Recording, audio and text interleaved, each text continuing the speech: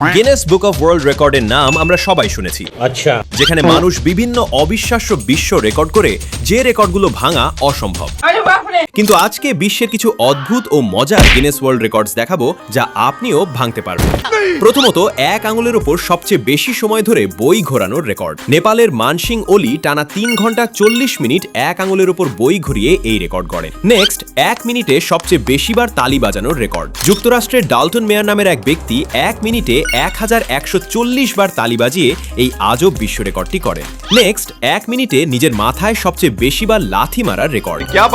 হ্যাঁ, নেপালের পুষ্কর নেপাল নামক এক ব্যক্তি 1 মিনিটে 134 বার নিজের মাথায় লাথি মেরে এই রেকর্ডটি করেন। নেক্সট, 30 সেকেন্ডে 28টি মুজা পড়ার রেকর্ড। স্লোভাকিয়ার পাভল ডুরডিক এই মজার রেকর্ডটি করেন। আমার মতে এই রেকর্ডটি এতই সহজ যে কেউ ভাঙতে পারবে। সবশেষে অ্যাক্টর অক্ষয় কুমার তার সিনেমার প্রচারণার সময় 3 মিনিটে 184টি নিখুঁত সেলফি তুলে এই গিনেস ওয়ার্ল্ড রেকর্ড করেন।